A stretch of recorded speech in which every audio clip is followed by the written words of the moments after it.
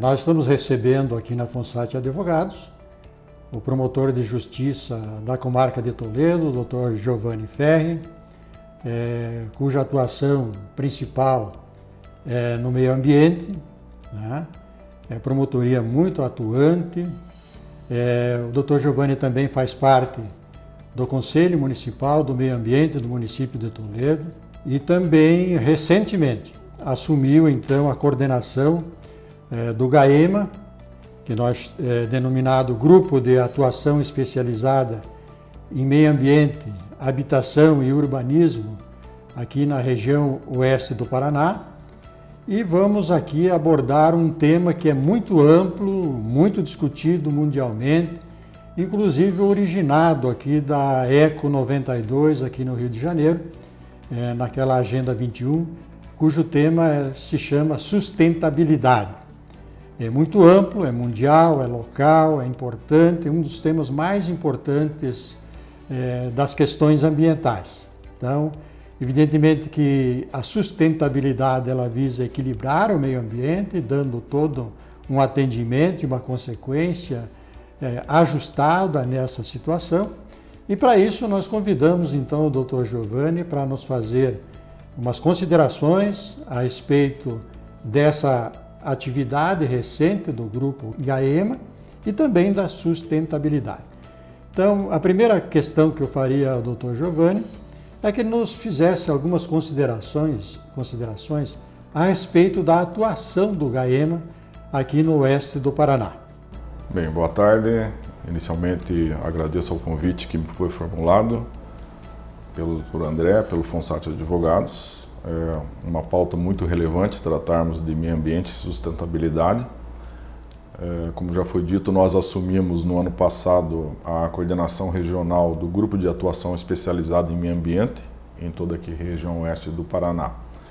O Ministério Público do Paraná sentiu a necessidade nos últimos anos de descentralizar e focar questões ambientais e urbanísticas em âmbito regional. Então, em 2019, foram criadas 13 regionais em todo o estado do Paraná, no sentido de se apreciar de forma mais ampla questões ambientais, urbanísticas e habitacionais.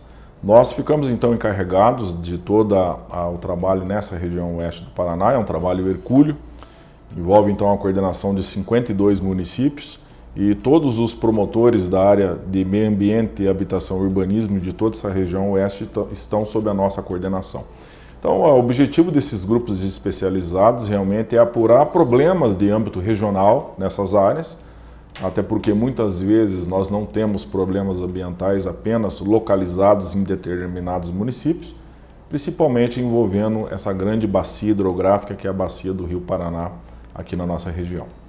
Seguindo, doutor Giovanni, a gente sabe que o Ministério Público é o que mais se enquadra, que mais se encaixa nas questões ambientais, até por questão da quantidade de lesões, da quantidade de infrações ambientais, a complexidade, enfim, é um desafio muito grande. E por trás disso nós temos então aquela palavra mágica, né, da sustentabilidade, né, que ela é bastante ampla. O que o senhor diria assim, o que nós deveríamos fazer para minimizar essa degradação e todos esses efeitos causados ao meio ambiente? Bem, como o doutor já disse, nós tivemos essas discussões há várias décadas atrás, não só desde a Rio 92, mas desde também a Declaração de Estocolmo, lá em 1972, quando começou a se discutir a questão da sustentabilidade. Então, a temática envolvendo o desenvolvimento sustentável visa justamente, né, fazer com que as gerações futuras possam realmente ser resguardadas, né, dos bens ambientais que hoje nós utilizamos. Então, o pressuposto da sustentabilidade é justamente fazer com que as gerações futuras possam ser resguardadas, né, de eventuais lesões e proteções ambientais de hoje, né. Isso é um assunto bastante complexo, né. Hoje nós temos que compatibilizar, né, proteção ambiental com desenvolvimento. E eu sempre digo, nós precisamos, num primeiro momento, desmistificar a falsa premissa de que meio ambiente e desenvolvimento são incompatíveis. a mesma falsa premissa de que meio ambiente e agronegócio são incompatíveis, principalmente na nossa região.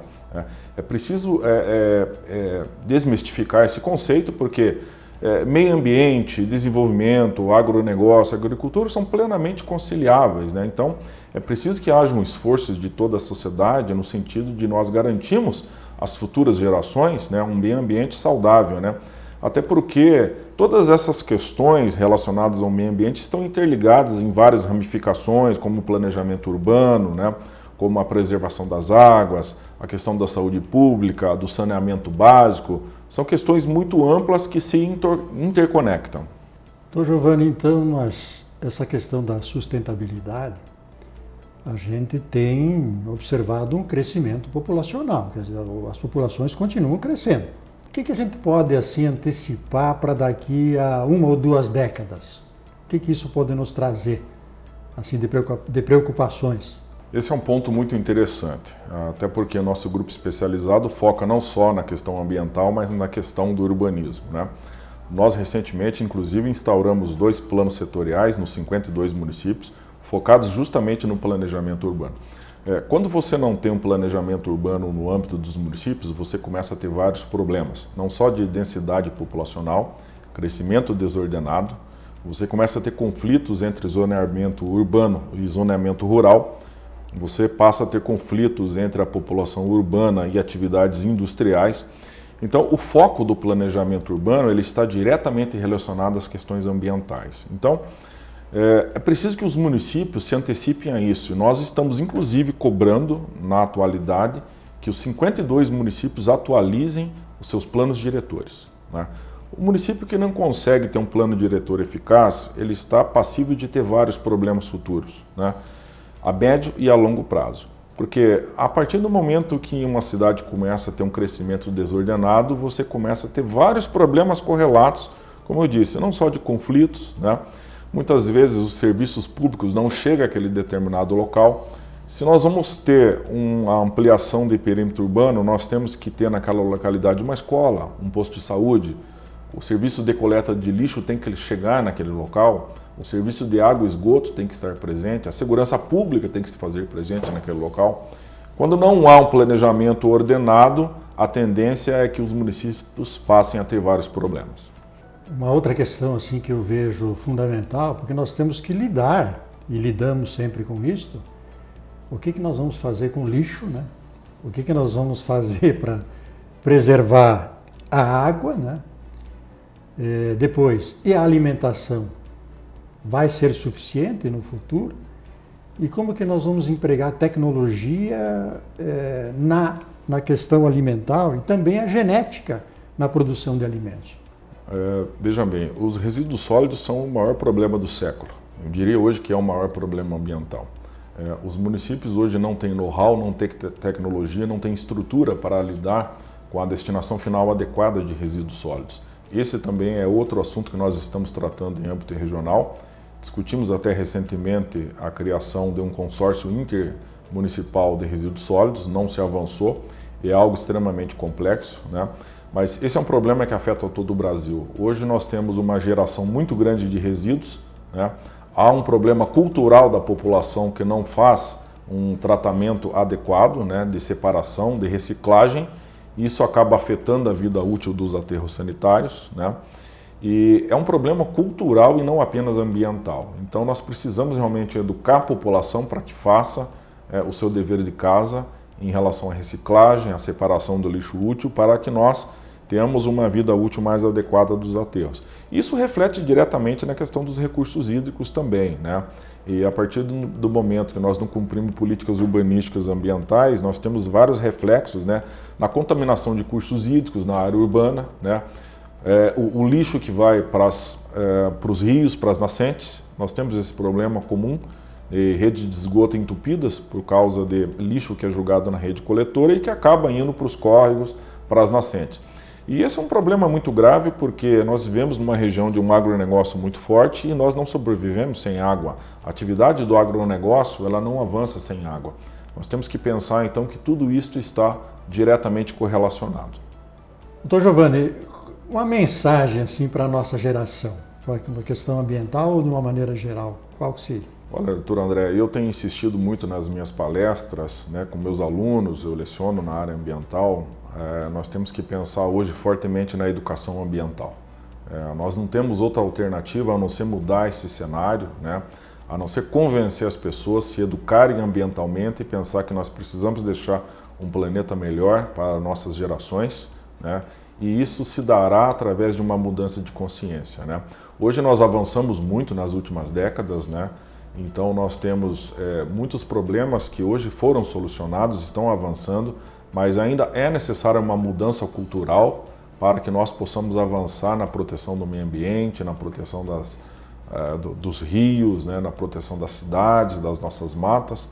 E tudo isso vai passar realmente por uma mensagem desde lá a pré-escola, desde o ensino primário, para que essas futuras gerações realmente possam implementar na prática essa proteção ambiental que nós precisamos. Então, doutor Giovanni, muito grato pela sua contribuição e sua participação aqui nos nossos debates, inaugurando essa nossa agenda aqui de 2021. E numa próxima vamos conversar um pouco mais sobre esse tema, que ele é não só importante, mas apaixonante, como eu digo.